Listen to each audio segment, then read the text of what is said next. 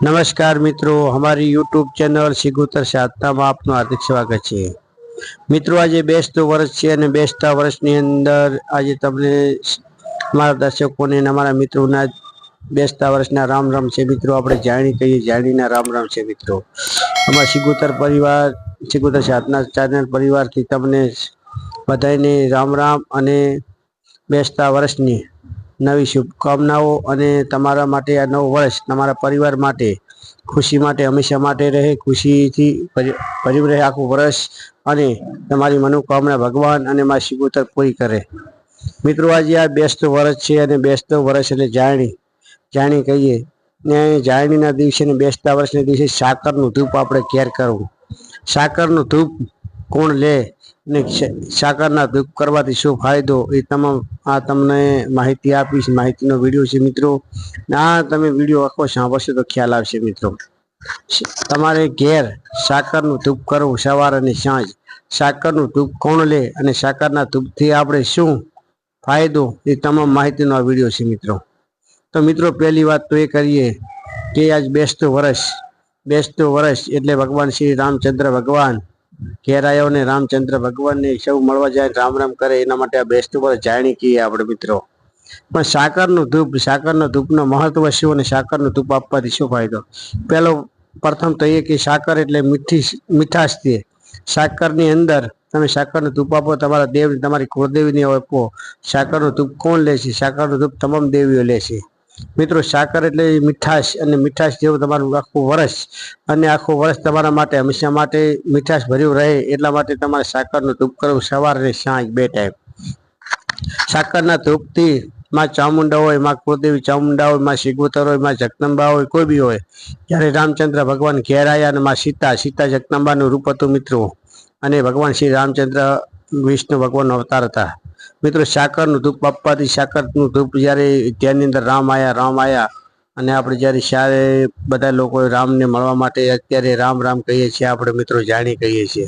પણ સાકરનું ધૂપથી તમારી ઘેર હંમેશા માટે તમારું વર્ષ કાયમી માટે મીઠાશ ભર્યું રહે અને ખુશીથી લહેરું રહે એના માટે સાકરનું ધૂપ લેવા વાળું દેવ હોય છે મિત્રો। કુળદેવી હોય, કુળદેવી ભેગું ખાતું હોય, સિગુતર માતા હોય, સિગુતર ભેગું ખાતું હોય, પણ તમે સાકરનું ધૂપ આપો ને સાકરનું ધૂપ મીઠાશથી તમે કોઈ બી તમારી દેવી હોય, માં ચામુંડા હોય, માં સિગુતર હોય, પણ સાકરનું ધૂપ લેવા વાળી એક દેવી છે મિત્રો। દેવી કોણ છે તો મિત્રો તમને આ વિડીયો આખો સાંભળશે તમને ખ્યાલ આવશે મિત્રો।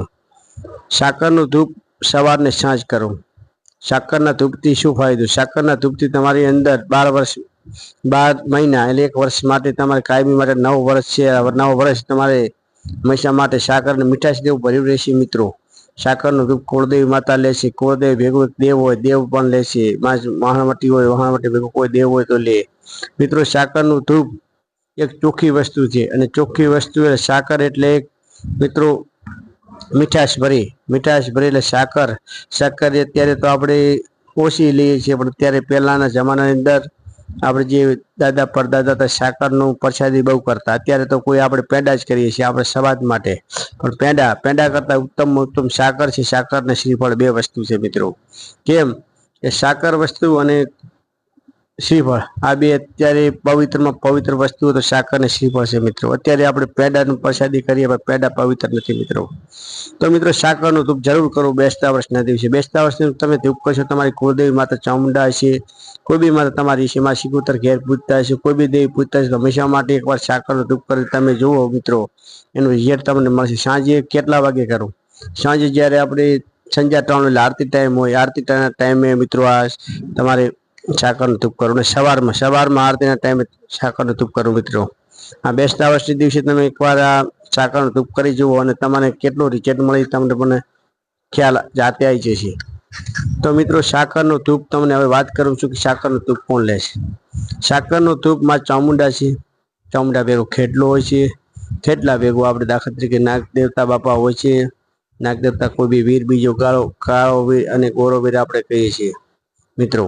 નાગ દેવતા પણ હોય છે ચામુંડા ભેગા, પણ ઠાકર ભગવાનને ઘણી જગ્યાએ જોવા મળે કે ઠાકર ભગવાનને હોય છે। તો ખાસ મિત્રો જો સાકરનું ધૂપ ઠાકર ભગવાનની તરે છે અને ઠાકર ભગવાન એટલે ભગવાન જે ઠાકર ભગવાન છે ભગવાનનો અવતાર છે. ઠાકર ભગવાન સાકરનું તુપ લે છે. માં ચામુંડા પણ લે છે. ચામુંડા ભેગું જે ખેડલો છે ખેડલો પણ તુપ લે છે મિત્રો. માં કોઈ બી દેવી હોય, ચામુંડ માતા હોય, સિકોતર માતા, કોઈ બી એના ભેગું ખેડલો કેમ હોય છે મિત્રો? એનો રથ હાંકનારો સારથી હોય છે. રથ હાંકનારો સારથી જે કોઈ બી દેવી હોય, તમારે ચામુંડા હોય, સિકોતર હોય, મેળી હોય, જહુ હોય, કોઈ બી હોય, દેવીને એક ખેડલો તો સાથે હોય. કેમ? એનું રથ હાંકનાર તો હાંકનાર છે સારથી છે એમનો. તો મિત્રો કોઈ બી દેવી કોઈ કહેતો હોય કોઈ બી દેવી ભેગો ખેડલો કેમ ના હોય? ખેડલો હોય ને હોય ભલી માં ચામુંડા હોય, માં સિકોતર હોય, માં મેળી હોય. તમારે જો કદાચ મિત્રો એટલું તમે ખ્યાલ ના હોય તો માતાજીને પ્રાર્થના કરીને પૂછો કે માં તારા ભેગું શું દેવ છે શું નથી અમને જાણકાર. તો મિત્રો તમને સપના પુરુષ આવે તો સમજી લાવ ખેડલો માતાજી ભેગો ખેડલો છે વીર છે. ખેડલો એટલે વીર છે મિત્રો. પણ મિત્રો કોઈ ઝાંપડી માતા હોય તો ઝાંપડી માતા તમારે કોઈ માતાજી તમારે ચામુંડા હોય, ચામુંડા ભેગી ઝાંપડી માતા છે કે નથી એવો ખ્યાલ કરવો હોય તો માતાજીને રાત્રે ઊંઘો તો રાત્રે ઊંઘી હોય ત્યારે પથારીમાં આપણે હોય ત્યારે ઊંઘી અને માતાજીને પ્રાર્થના કરવાની. માતાજીને પ્રાર્થના કર્યા પછી કોઈ તમને એવું ખરાબ સપનું આવે, કોઈ મેલું સપનું આવે તો મિત્રો સમજ્યો કે માતા ભેગી મેળી છે. મેળી એટલે મેળી માતા છે અને ઝાંપડી માતા પણ છે મિત્રો. આવી ઘણા તમને ડિજિટલ અને ઘણી વસ્તુ છે તમને હું જણાવીશ. પણ મિત્રો અત્યારે બેસતું વર્ષ છે. બેસતા વર્ષના દિવસે તમને તમામ મારા મિત્રોને અને મારા દર્શકોને આ નવું વર્ષ હંમેશા માટે તમારી પરિવાર અને તમારી ખુશી માટે હંમેશા માટે ભરતું રહે અને હંમેશા માટે તમારા જીવનની અંદર અને પ્રગતિ કરતા રહો અને આગળ વધો મિત્રો. અને હંમેશા તમારા પરિવારને હંમેશા માટે ભગવાન સુખી અને સદાય રાખે મિત્રો. સુખી અને ધન દોલતથી તમારું જીવન આગળ વધે મિત્રો. એવી ભગવાન પાસે પ્રાર્થના છે અને મારા સિકોતર પાસે પણ પ્રાર્થના છે મિત્રો. અમારી યુટ્યુબ ચેનલ સિકોતર સાધનાની અંદર મિત્રો તમને નવા વિડીયો અને નવી જાણકારી પણ જાણવા મળશે. તો મિત્રો અમારી સિકોતર સાધના ચેનલને તમે લાઈક કરતા રહીજો અને શેર કરતા રહીજો અને સબસ્ક્રાઈબ કરતા રહીજો. જય માતાજી, જય સિકોતરમાં, જય મેળીમાં, જય જહુમાં, જય માતાજી મિત્રો.